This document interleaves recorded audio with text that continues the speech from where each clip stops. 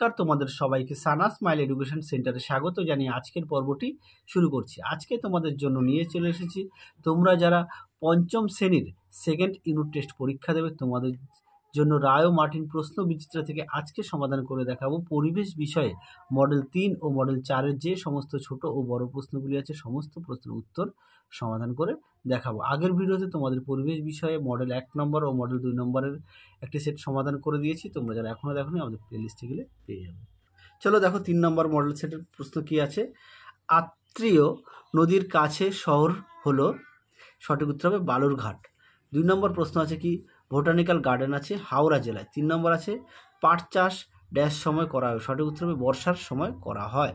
4 দাগ কি আছে, অযোধ্যা পাহাড় পুরুলিয়া জেলায় অবস্থিত। 5 নম্বর আছে ভূমির উচ্চতা মাপা হয় সমুদ্র পৃষ্ঠ থেকে। পরবর্তী দেখো কি আছে, সঠিক উত্তরটি মাথায় তীর চিহ্ন অর্থাৎ টিক চিহ্ন দাও, তীর চিহ্ন টিক চিহ্ন। আচ্ছা কি আছে, নদিয়া জেলার একটি অভয়ারণ্য নাম হলো, উত্তর হবে বেথুয়া ডোহরি। আচ্ছা পরবর্তী প্রশ্ন দেখো 2 দাগের, গাঙ্গেয় সমভূমি দক্ষিণের বনটির নাম হলো সুন্দর বন। পরবর্তী প্রশ্ন দেখো কি আছে, মহানন্দা নদীর উৎস হচ্ছে ডাউহিল। 4 দাগের প্রশ্ন দেখো, সান্দাকফি পর্বত শৃঙ্গের উচ্চতা 3630 মিটার। পরবর্তী প্রশ্ন দেখো 5 দাগের কি আছে, ঘুম অবস্থিত দার্জিলিং জেলায়। পরবর্তী দেখো যে 3 দাগের কী বলেছে, নিচের প্রশ্নগুলি একটি বাক্যে উত্তর দাও। চন্দ্রকেতু 1 দাগে দেখো, চন্দ্রকেতু গড় কোথায় অবস্থিত, সঠিক উত্তর হবে উত্তর 24 পরগনায়। পরবর্তী প্রশ্ন দেখো কী আছে, হিমালয় পর্বত পশ্চিমবঙ্গের কোন দিকে অবস্থিত, এটা উত্তর হবে উত্তর দিকে। প্রশ্ন দেখো 3 দাগের, দুটি শকুন সংরক্ষণ কেন্দ্রের নাম লেখো। উপরে দেখো লিখে দিয়েছি, বক্সার বাগবন আর 2 নম্বর আছে রানী। তারপরে দেখো 4 দাগে কি আছে, উত্তরবঙ্গের কয়টি জেলা আছে, উত্তর হবে 8টি। পরবর্তী প্রশ্ন দেখো 4 দাগে, 4 দাগে কি আছে, হরপ্পা সভ্যতা সম্পর্কে 4টি বাক্য লেখো। চলো উত্তরটা দেখো, দেখে নাও হরপ্পা সভ্যতা সম্পর্কে তোমরা উত্তরটি এখান থেকে অবধি লিখবে, দেখে নাও সুন্দর করে দেওয়া আছে। এছাড়াও তোমরা তোমাদের পাঠ্য বই থেকে একটু দেখে নিতে পারো।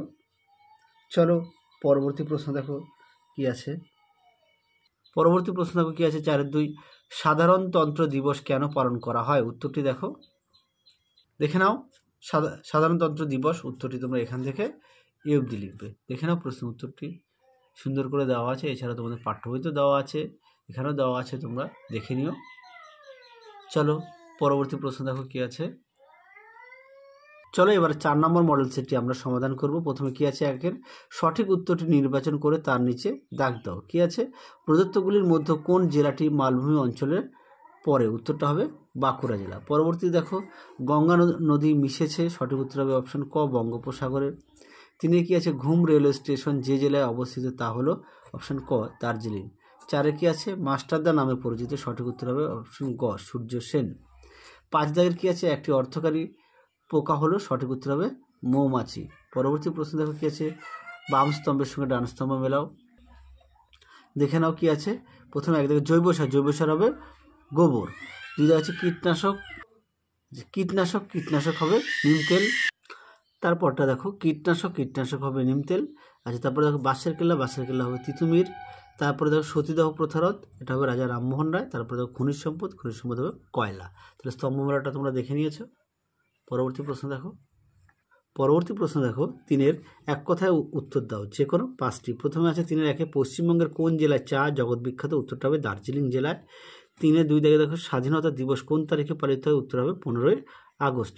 পরবর্তী প্রশ্ন দেখো কি আছে, কোন নদের উপর ডিভিসি বাঁধ নির্মিত, উত্তরটা হবে দামোদর নদ। 4-এ কি আছে, একটি জিওল মাছের নাম লেখো, উত্তরটা হবে শোল। 5-এ কি আছে, জমি চাষ করার একটি আধুনিক যন্ত্রের নাম লেখো, উত্তর হবে ট্রাক্টর।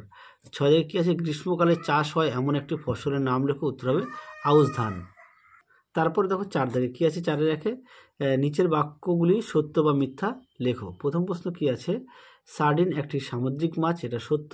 2 নম্বর আছে দার্জিলিং জেলার প্রধান ফসল ধান, এটা হবে মিথ্যা। 4-এর 3 আছে আদিম যুগে পুরুষেরা ঘর সামলাতো আর মেয়েরা শিকার করতো, এটাও মিথ্যা। পরবর্তী দেখো কি আছে, 5-এর নিচের প্রশ্নের উত্তর দাও যে কোনো একটি। প্রথমে 5-এর কি আছে, ডিবিসি এর পুরো নাম কি, উত্তর হবে দামোদর ভ্যালি কর্পোরেশন। পরবর্তী প্রশ্ন দেখো 5-এর 2 কি আছে, বর্তমানে ধান খেতে মাছ পাওয়া যায় না কেন, উত্তরটা দেখো জমিতে রাসায়নিক সার ছোট্ট করে লিখে দিয়েছি, জমিতে রাসায়নিক সার ও কীটনাশক ছড়ানোর জন্য বর্তমানে ধান খেতে মাছ জন্মায় না। পরবর্তী দেখো 5-3 পরিবেশ দিবস পালনের প্রয়োজনীয়তা কী? উত্তরটা দেখো, দেখে নাও পরিবেশ দিবস সম্পর্কে সুন্দর করে দেওয়া আছে। পরিবেশ দিবস পালনের উদ্দেশ্যটা দেওয়া আছে, আমি উদ্দেশ্যটা একটু বলে দিই। পরিবেশকে দূষণমুক্ত রাখা, 2 নম্বর আছে বৃক্ষরোপণের মাধ্যমে পরিবেশের শুভায়ন করা, 3 নম্বর আছে জনসাধারণকে পরিবেশ সম্পর্কে সচেতন করা, 4 নম্বর আছে পরিবেশের সুস্থিতি বজায় রাখা ইত্যাদি। তার উত্তরটা তোমরা কিন্তু পুরোটাই লেখার চেষ্টা করবে এখান থেকে এই পর্যন্ত। ঠিক আছে, চলো তাহলে আজকের মতো এখানেই সমাপ্ত করছি। আবার দেখা হবে খুব শীঘ্রই তোমাদের পরবর্তী ভিডিওতে। তোমরা সবাই সুস্থ থেকো, ভালো থেকো, টাটা।